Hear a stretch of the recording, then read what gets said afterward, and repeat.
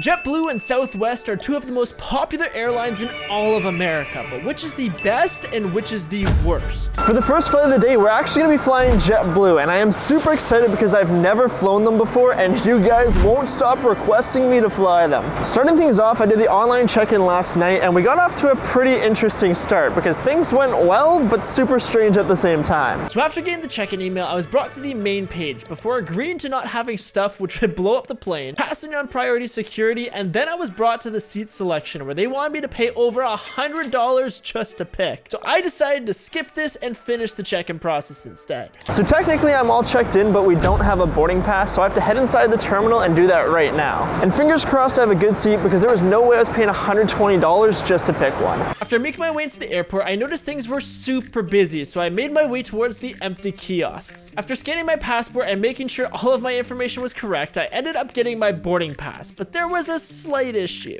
All right, so I was able to get my boarding pass, but unfortunately it looks like I'm in an aisle seat. So we're gonna go to their customer service desk and see if potentially they could switch me to a window, but there might not even be availability, so we'll see what happens. Good morning. Where are you traveling to today? I'm going to Denver at 8 a.m. So I was able to check in, but I was wondering, is there any availability to possibly switch seats? You can do that at the gate. At the gate? You can do it here. Oh, okay, thank you so much. Have a good one. All right, so apparently with JetBlue, the only way to transfer seats is by doing it at the gate. The customer service desk wouldn't help, which is kind of understandable because I think they have other issues to deal with. But luckily we are TSA pre-checked, so we're gonna head through security and find a lounge, and then we're gonna go finally try JetBlue. And thankfully things in Boston were extremely quick, and before I knew it, I was through security. All right, so thanks to TSA pre-check, I got through security super quick with no issues, and I didn't get a pat down. So we're gonna have to add a point to the tally for that one. But anyways, now that we're done with all that, I think the next thing we're gonna go do is find a lounge, because apparently it is right across from my gate, which is super convenient. And I'd also like to apologize if I seem tired or a little bit off in this video. I don't mean to get too personal here, but I'm kind of dealing with like a breakup and a lot of stuff happened last night. So I didn't get any sleep and I had to be up at 5 a.m. to be at the airport for this. But anyways, time for the lounge. Making my way through the airport, I made my way to the Club Boston. Inside, there was plenty of room for seating, being broken up into two large sections overlooking a bunch of JetBlue flights. But what was the food like? Well, first off, they had a bar for guests, tons of drinks to choose from, different types of cereal, danishes, apple or chocolate chip muffins, a station for omelets, oatmeal, flavored water, juices, yogurt, eggs, fruit, coffee, and I definitely loaded up, and overall it was pretty good. All right, so overall I'd have to give the lounge a solid 7 out of 10. The staff were super nice, there was a lot of space, and really the only downside was there was a limited food selection and it was a little bit dated. But anyways, we're now about 15 minutes away from boarding, so I thought I'd take this chance to tell you guys a little bit more about JetBlue, just in case you've never flown them before like me, or if you've never even heard of them in the first place. Right off the bat, JetBlue is the 6th largest airline in North America, being rated the 7th best airline in the US by the Points Guy, getting a 4-star rating on TripAdvisor, and based on the reviews, people either love them or hate them. On one hand, people have called them a nightmare, saying customer service wasn't helpful and labeling them the worst airline. But on the other hand, people say they were absolutely amazed that the quality continues to soar and that they are the best airline. So obviously the reviews are super mixed. Some people love it, some people hate it. So it's gonna be super interesting to see what they're actually like. And I think that now, since we are so close to boarding time, I should probably head to the gate to see if they'll actually switch me to a window seat or not. And worst case scenario, I'll just have to suck it up and sit in the aisle. Excuse me, is it a completely full flight, or would there be the ability to switch seats at all? Right now all I have is middle and then the upgrade seats. Okay, never mind then. Thank you though. And it looks like we're stuck in the aisle because there is no way I'm paying the amount for an upgrade. But now as boarding began, I realized I was an idiot because I don't actually even have a seat assigned to me. So I ended up having to go back to the desk. I'm kind of silly. I realized I don't actually have a seat assigned. My bad. And I have a seat. Thank you. So I'm an idiot and realized I didn't even actually have a seat assigned. So I just went back and got assigned one, and I'm still in the aisle. At least now it's actually confirmed. Oh, it is way too early in the morning for this. Thank you. Time to finally try JetBlue. But before we get to the flight, I need to tell you about today's sponsor, Thunder X3, for making this video possible. If you're like me working from home, you know how important it is to have a good chair. Otherwise, things can get super uncomfortable. Previously, I was using a chair like this, which was literally falling apart. And I was always complaining about crazy back pain. But ever since changing to the Core Gaming Chair by Thunder X3, that has all gone away. Not only is this chair super comfortable and made of premium materials, but it also has has some things that I have never seen on a chair before. There's a 3D support system that melds to your lower back for lumbar support, synchronous tilt positions, multi-purpose footrest, another feature called forward tilt position, and the insanely comfortable memory foam head cushion, which is the best I've ever seen. But to make things even better, there are tons of different colors and materials to choose from, so you can truly personalize it however you would like. So make sure you check them out by clicking the link down in the description. And obviously, even though this is an ad, I've had this chair for 2 months now because I wanted to make sure it was actually good before telling you guys about it. And trust me, it is worth it. So again, make sure to check out Thunder X3 using the link down in the description. But now it's time for our JetBlue flight. Morning.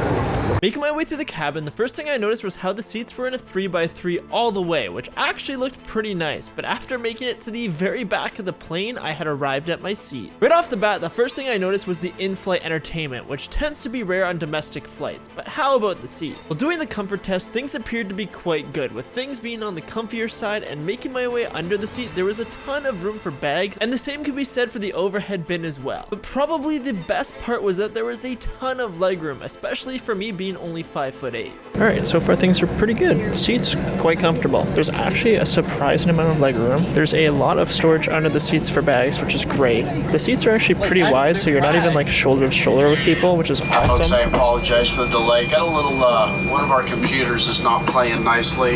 It's, well, suffice it to say, this aircraft is multi-redundant.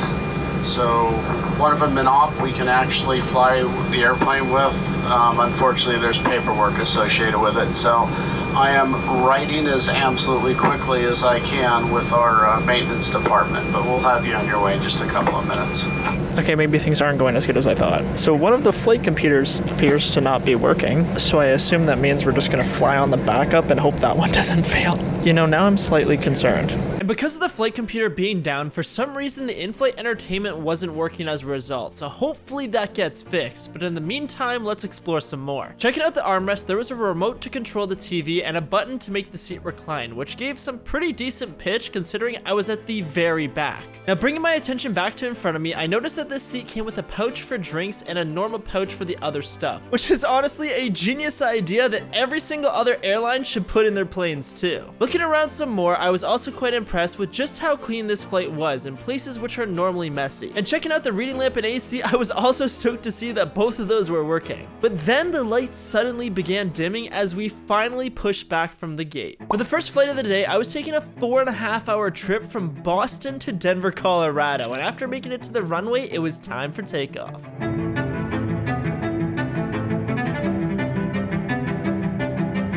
Now that I was in the air, I wanted to check out the Wi-Fi just in case the entertainment wouldn't be working for this flight. So after connecting and being brought to their website, all I needed to do was click Let's Go for unlimited free Wi-Fi during the flight, which turned out to be incredibly fast, so I was able to do some schoolwork. Alright, so now that we're in the air, we got off to a pretty strange start. So back when we were on the ground, the captain also said that the in-flight entertainment wasn't going to be working. That's why the screen was black and I had no idea what was going on. And for some reason, after the flight computer broke, now that we're in the air, the entertainment's actually working, which is a huge plus because now we can actually check that out. And like I said, we're off to a pretty weird start and we're only about 30 minutes into this flight, so it's going to be super interesting to see what happens for the rest of it. But in the meantime, let's check out this seat some more. Now that the entertainment was up and running, I think it's time we check it out. Right off the bat, there's DirecTV, movies, shows, music, trip information, and more, which can be selected using the seat remote or by touch. Up first, I decided to look at the movies, which had a pretty solid lineup where the same could be said about the shows, but the live TV was definitely my favorite part. Using the Sirius app, you could listen to live music stations across America, and the trip section gave all of the info about the flight. But unfortunately, the map was not interactive, which sucks. Overall, I'd have to say the entertainment was pretty solid, and the biggest downside was that it looked a bit dated, but that could always be fixed with an update. Now, one of the things I had yet to check out was the pamphlet and menus. So first, I pulled out the safety one, which was pretty standard, but when it came to their magazine, I was able to see all the food, snacks, and drinks served on the flight, which was perfect timing since now the crew was coming around. So obviously, the next thing I did was pull out my tray table, which turned out to be a pretty solid size, and I decided to get a glass of water for the flight. Alright, so at this point I'm a little bit more than halfway through the flight, so I thought I'd share some more thoughts. So this flight in total is about 4.5 hours, and the seats have been extremely comfy. Normally on other airlines by this point my back would be destroyed, but surprisingly it's all pretty comfortable. On top of that, the in-flight entertainment, even though it's a little bit dated, once I got it up and running, it is unreal. The live TV is awesome, and the Wi-Fi is even better. I was able to do homework, watch some YouTube, do some editing work, and overall it was awesome. Now, the only real downsides that I could find were the snacks were pretty limited. It's still good that they gave snacks because on airlines like United, they didn't give out snacks whatsoever. And then the only other two downsides that I could really think of is the seat that I'm in. Because it's at the back of the plane, it is super crowded and there's no window, but that's not really a JetBlue issue. That's more of just the airline. But anyways, there's about an hour and a half left in this flight, so it's going to be super interesting to see what the rest of it is going to be like. And remember, after we're going to be flying Southwest to see which airline is actually better. So now that we were quickly approaching Denver, I decided now would be a good time to check out the bathroom. Overall, I'd have to say it was pretty standard, with all of the usual things that you would come to expect, including decent headroom, and even though it was slightly dirty, this was because I was the last to use it on a 4-hour flight, so it's to be expected. But anyways, after getting back to my seat, we had begun our descent into Denver, and before I knew it, we were coming in for landing.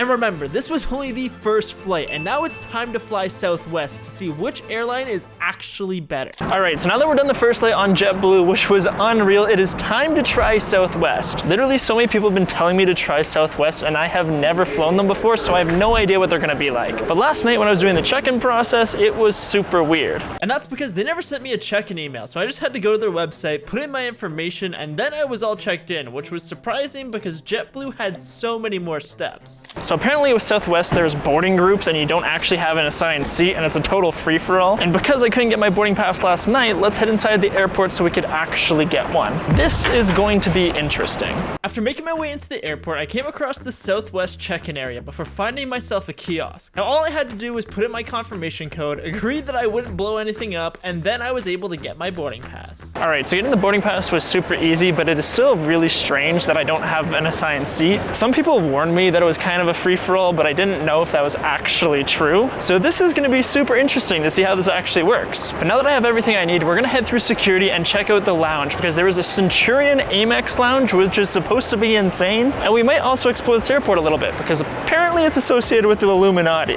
And one thing I didn't realize was just how massive this place was, because while I was trying to find the TSA pre-check security, it felt like I was walking in circles. Alright, this airport is literally a maze. I've been following signs for like 10 minutes, and every time I think I'm there, it's just another sign. Oh my god. But thankfully, after looking around a bit more, I was finally able to find where I needed to be, and after getting through and taking the train, I made my way to the terminal at the far side of the airport. Another airport security, another time not being double inspected. I swear to god, every single time I'm in Canada, it happens, but the States just loves me for some reason. So we gotta add a point to the tally. But anyways, now that we're in the main concourse, we have to go find that Centurion lounge, because apparently it is literally insane. And then after that, we could finally see how Southwest compares to JetBlue. And thankfully the lounge wasn't too hard to find, and after a couple minutes of walking, it's time to check it out. Right off the bat, the first thing I noticed was just how much seating there was, and the various different activities like shuffleboard, Connect 4, and even a pool table. But there were also 2 separate bars and an entire dining area. But what was the food like? Well, up first, there were various types of salads to choose from: rice, roast beef, something fancy, cauliflower, more meat, buns, tons of desserts like brownies, apple crumble, and ice cream, a pasta bar, and tons of other snacks. So obviously I decided to feast, and it was delicious. So overall, I'd have to give that lounge a solid 9 out of 10. The food was super good. There was tons of space, tons of activities, and it was just unreal. But anyways, we now have about 25 minutes before the flight boards, so I'm gonna tell you guys a little bit more about Southwest, just in case you've never flown them before or have no idea what they are. Right off the bat, Southwest is the 3rd largest airline in North America, ranking 5th in the US according to the Points Guy, and looking at TripAdvisor, they're rated 4.5 stars with tons of positive reviews and a few bad ones. On one hand, you have people saying to pay the extra money to fly Delta, and tons of people complaining about how bad the seating style is since it's a free-for-all. But on the other hand, people say it's a good economy experience, that they were very pleased, resulting in a great overall experience. And to be honest, I don't think I've ever heard of an airline doing a free-for-all boarding before, so this is going to be super interesting. So it's finally time to make our way to the gate to see what Southwest is really like. So after making my way through the airport, I arrived at my gate, and luckily the flight was on time, but this is the first chance of seeing how the free-for-all boarding actually works. So I have no idea how this works. Hopefully we get a window though. Basically what ended up happening was you lined up near these posts based on your group and position number, and as you were called, you were able to get scanned in order to board the plane. Hi there. How are you doing today? Good, you? And now the fun part starts, because since it's a free-for-all, you can sit anywhere, and somehow I managed to get the only window seat left on this flight. I don't know how I got a window, but somehow I did.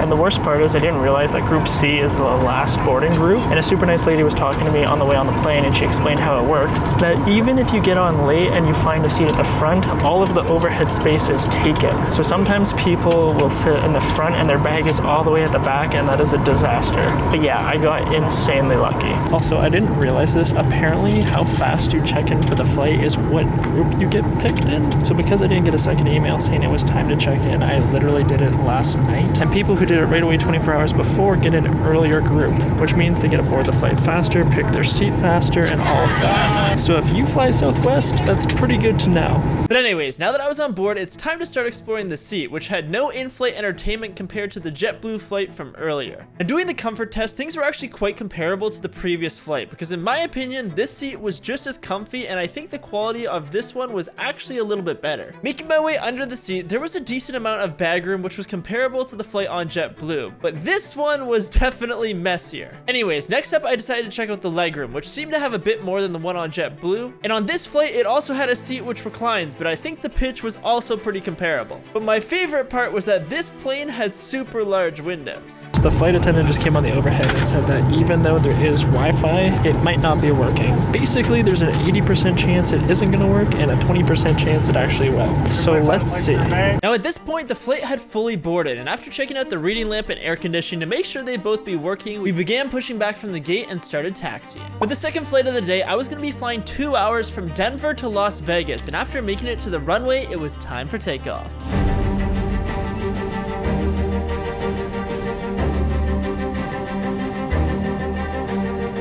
Now that I was in the air, I wanted to check out the seats some more, starting with the pouch and safety pamphlet, which was pretty standard, but this is where the information was in order to connect to the Wi-Fi. All I had to do in order to join was click the right network, hit connect on the pop-up before opening Safari, and then I could access the internet, but unfortunately Wi-Fi would cost money, unlike JetBlue, which was free. As for the entertainment itself, things were actually pretty good, because there was a bunch of movies to choose from, and there was also live TV. But this is when I noticed the crew coming around for food. Grabbing the other pamphlet from the back of the seat, I was able to see all of the things offered on this flight, and after opening the tray table, which was pretty comparable to the one on JetBlue, I settled on trail mix and another glass of water. Alright, so we're about halfway through the flight, and the best way to describe things so far is just strange. Starting things off, that was the weirdest boarding experience I have ever encountered. Comparing it to JetBlue, there are no similarities, and I don't even think there's a similarity with any other airline. Basically, you get a group, then you get a number, and you line up, and you just pick whatever seat you want, and hope to God that you get a good one. Now, as for the other features, the seat is actually pretty comfortable. It has the same kind of design as a budget airline, but it also has more padding, so it's actually comfortable. And it also reclines too, which is super nice. Now compared to JetBlue, which had free Wi-Fi and awesome entertainment, this has no in-flight entertainment. The Wi-Fi also costs $8, but at least it's free to text, and the movie selection is just kind of alright. Another thing that is kind of strange and just different is that they don't actually bring a cart around. Instead, they either have a notepad or their phone, and they'll just take your order and serve you on a tray, which isn't necessarily a bad thing, it's just super different. I can confidently say I have never had a flight like this before, and there's still about 45 minutes left, so it's going to be super interesting to see what the rest of the flight is actually like. Now that I was done my snack and we were quickly approaching Vegas, I decided now would be a good time to check out the bathroom. Making my way inside, things were super clean and up to date, but one thing I did notice was that it was much tighter than the one on JetBlue, and there was also less headroom, which sucks for all the tall people out there. But anyways, after returning to my seat, I noticed we had begun our descent into Vegas, and before I knew it, we were coming in for landing.